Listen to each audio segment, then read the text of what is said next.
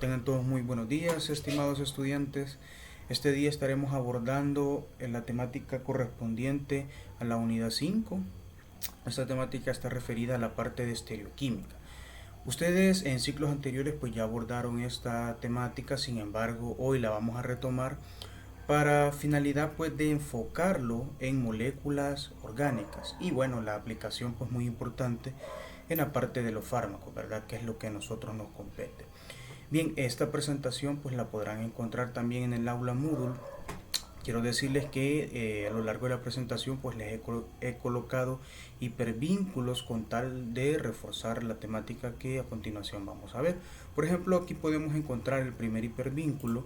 Este hipervínculo se los va a llevar a un documento. El documento contiene aspectos bastante importantes de la temática de estereoquímica, de los cuales hablaremos en la presentación y ustedes podrán ahondar, ¿verdad? Podrán encontrar en la primera página el menú del documento donde podrán navegar o desplazarse a las diferentes temáticas. Entonces ahí se los dejo, ¿verdad? Para que lo lean, les sirva como refuerzo y profundicemos en la temática. A continuación vamos a ver. Entonces, bien, vamos a empezar. Es importante primero hablar quizás de la aplicación y de la importancia de la estereoquímica. Como lo mencioné, pues ustedes ya más o menos conocen del tema, pero hoy lo vamos a aplicar a moléculas orgánicas y específicamente a fármacos. Bueno, varios fármacos y casi todas las moléculas de nuestro cuerpo son quirales.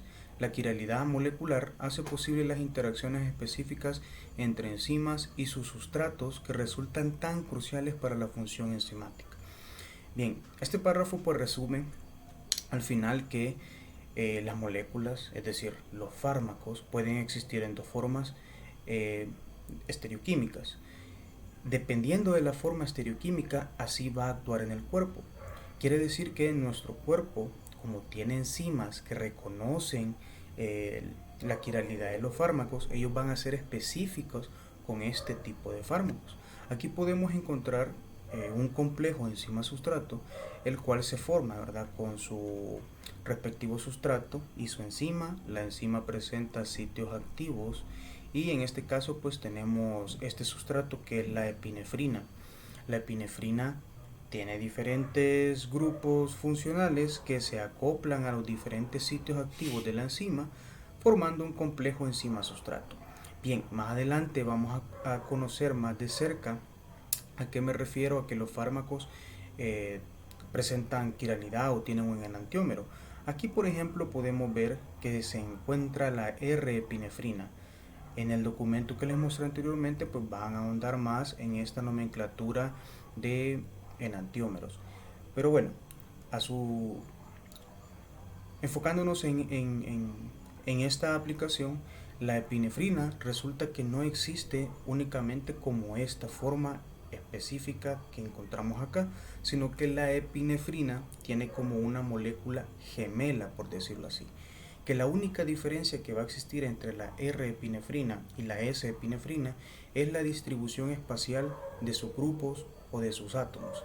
Y esa diferencia va a bastar únicamente para que este compuesto no encaje en la enzima si no es la adecuada. Entonces, por eso es que es muy importante que nosotros comprendamos el concepto de estereoquímica y lo relacionamos a los fármacos. Entonces, para eso pues vamos a hablar de la definición de estereoquímica, y la estereoquímica no es más nada que el estudio de las tridimensional de las moléculas orgánicas. Recordemos que si bien es cierto, pues nosotros en el papel, en la pizarra, dibujamos las moléculas de forma plana, esto no quiere decir, ¿verdad?, que las moléculas son planas. En realidad, pues tienen orientación en los diferentes espacios.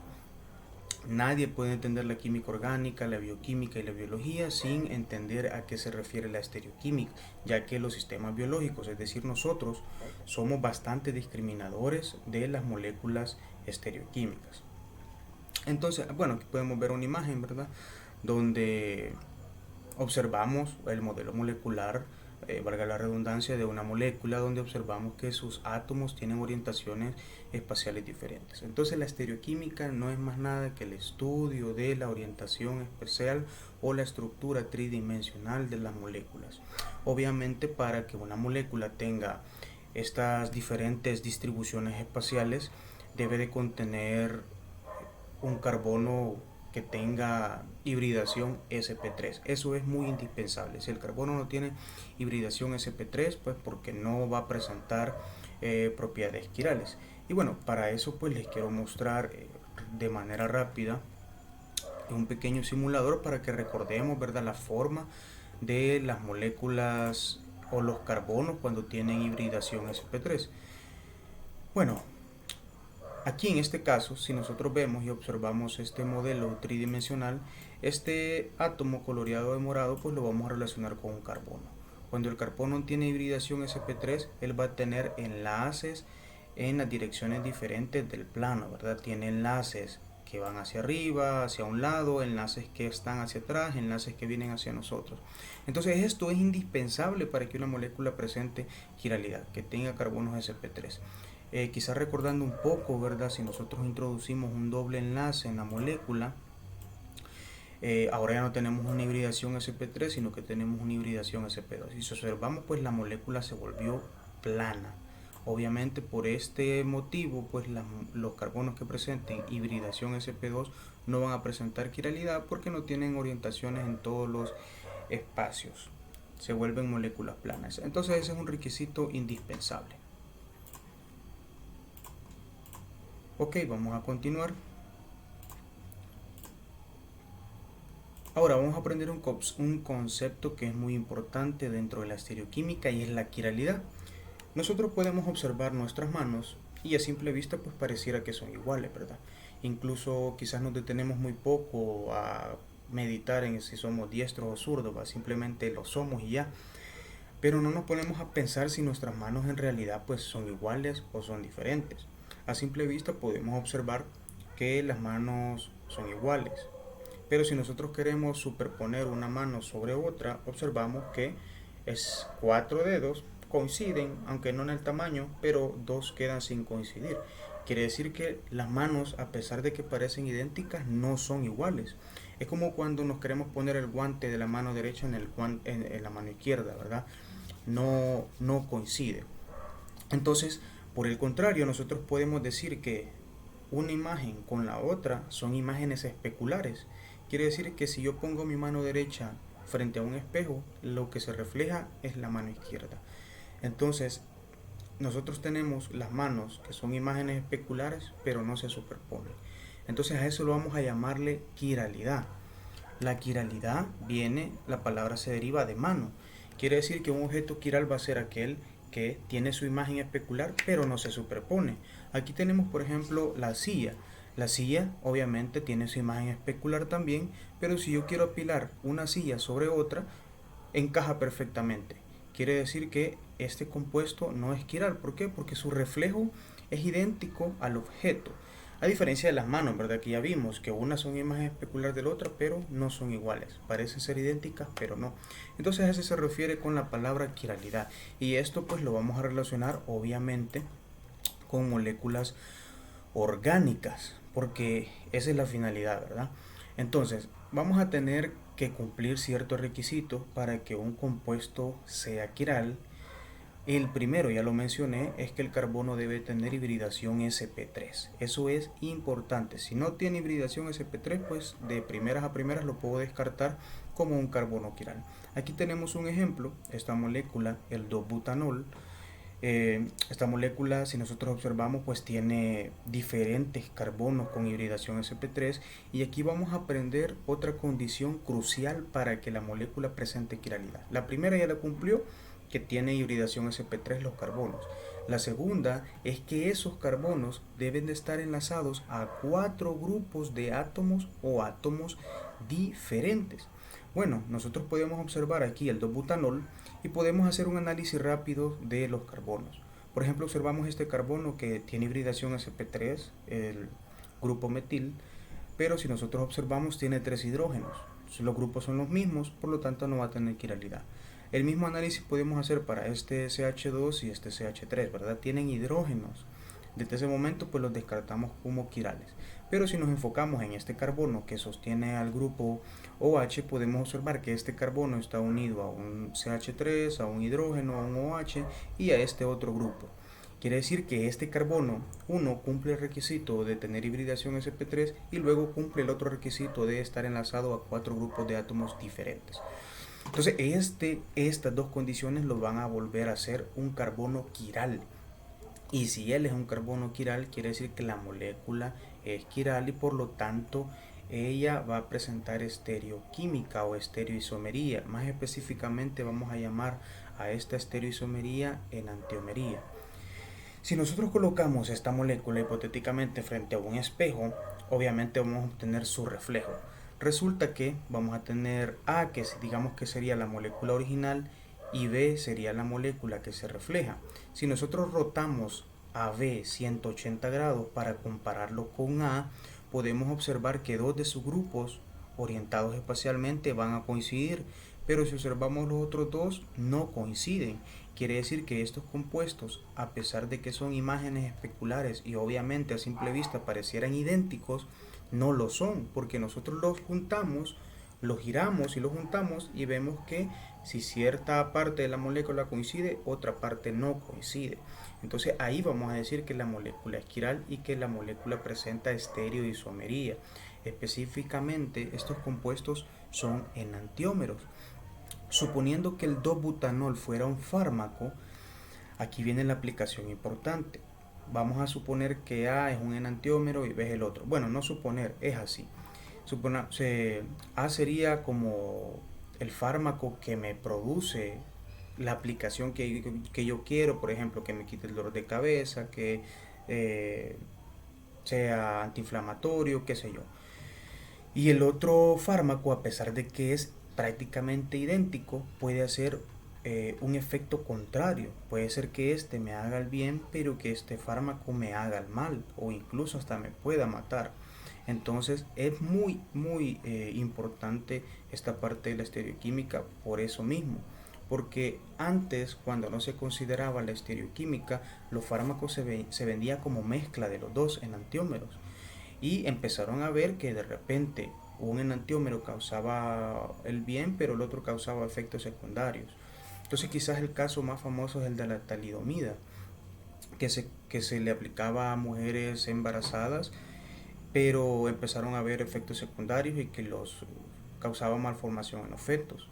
Entonces un enantiómero causaba el bien, pero el otro enantiómero pues causaba malformación en los fetos. Entonces desde entonces pues empezó a incluir bastante esta parte de la estereoquímica en los fármacos. Bien, enantiomería. Cuando un compuesto es quiral, él va a tener su enantiómero. Cualquier compuesto que presente quiralidad o tenga un carbono quiral por fuerza va a tener un enantiómero. Entonces es como que tenga un gemelo malo, ¿verdad? Uno va a hacer el bien y el otro va a hacer el mal. O muchas veces pues uno hace el bien y el otro lo potencia. O el otro simplemente es inactivo, uno es activo y el otro es inactivo. Pero bueno, siempre que encontremos un carbono quiral, él va a tener su enantiómero. Y recordemos que para ser carbono quiral, él debe de primero tener hibridación sp3 y segundo, pues estar enlazado a 4 átomos o grupos de átomos diferentes. Aquí tenemos un compuesto, ¿verdad? Este, por ejemplo, es el cis-1,2 diclorociclopentano. Si observamos, pues él tiene su imagen especular. Él tiene carbonos quirales, pero es aquiral. Y aquí viene otra parte bastante importante que hay que comprender. Él puede cumplir los primeros dos requisitos, pero hay un tercer requisito. Ese tercer requisito son los planos de simetría. Si yo esta molécula la partiera por la mitad, observo que una mitad es idéntica a la otra. Quiere decir que él tiene plano de simetría, por lo tanto él no va a ser quiral, a pesar de tener carbonos quiral y obviamente carbonos con hibridación sp3. Si observamos nosotros el trans 1,2 diclorociclopentano, si yo corto esta molécula, esta mitad de este lado izquierdo no va a ser igual a la del lado derecho. Este compuesto sí presenta quiralidad. Entonces hay que aprender, esto requiere de práctica, ¿verdad? Al final ver si un compuesto tiene quiralidad, tiene enantiómeros o no los tiene. Bien, actividad óptica. Los compuestos, obviamente, como son iguales, tienen la misma cantidad de átomos, tienen el mismo orden de enlace. Lo único que diferencia es nada más la orientación espacial de sus átomos. Por lo tanto, van a tener propiedades físicas iguales, punto de ebullición el mismo, solubilidad igual, densidad igual, índice de refracción, qué sé yo. Pero, ¿cómo los vamos a diferenciar entonces nosotros en la práctica? ¿Verdad? Obviamente no podemos estar utilizando sistemas biológicos para diferenciar un enantiómero de otro. La propiedad que vamos a ocupar para diferenciar los enantiómeros pues es la actividad óptica. Aquí les he colgado un video, pueden darle clic y los va a dirigir a un video para profundizar en esta temática. Entonces la actividad óptica no es más nada que eh, un fenómeno que lo origina la luz. La luz interacciona con un enantiómero y va a haber un enantiómero que va a girar el plano de la luz hacia la izquierda y otro hacia la derecha. Pero bueno, esa temática pues se las dejo que la ahonden en el video que les he colocado ahí. Cuando tengamos enantiómeros que se encuentren en la misma proporción, vamos a decir que estos enantiómeros se encuentran dentro de una mezcla racémica. Aquí tenemos otra vez el ejemplo del dobutanol y vamos a tener el enantiómero S y el R. Entonces, estos, como se encuentran en cantidades iguales, se va a denominar una mezcla racémica. Aquí les he colocado una infografía donde también pueden ahondar más en la temática. Les he colocado el link por acá que los va a dirigir a la infografía, o también pues lo pueden hacer desde el enlace de abajo. Ambos les puede servir para redirigir hacia la infografía. Y bueno, aquí les he colocado una imagen, ¿verdad?, de referencia. No sé si ya habrán visto la serie de Breaking Bad, pero para los que ya la vieron pues van a entender perfectamente la imagen, y los que no pues lo invito a que lo hagan. Es una serie bastante bonita. Y por último también les he colocado la aplicación de estos compuestos, obviamente la quiralidad aplicada a los fármacos. Y si, bueno, aquí pareciera que el vínculo no me funciona, pero se lo voy a arreglar porque esta imagen también les va a dirigir a un documento PDF donde les expongo dos casos con dos fármacos diferentes. Uno es el naproxeno y otro es el timolol. Obviamente ambos presentan enantiomería y por lo tanto van a tener aplicaciones diferentes a la hora de interaccionar con el cuerpo. Pero pareciera que el link no me funcionó, se lo voy a arreglar y se lo voy a colocar. Y bueno, por último les presento la bibliografía que ocupé para la presentación. Como les repito, ¿verdad?, esto de material bibliográfico está en su plataforma Moodle, y a lo largo de la presentación pues les he colocado diferentes documentos que les va a ayudar a profundizar en la temática. Entonces me despido pues, estimados estudiantes, espero que tengan un hermoso día y nos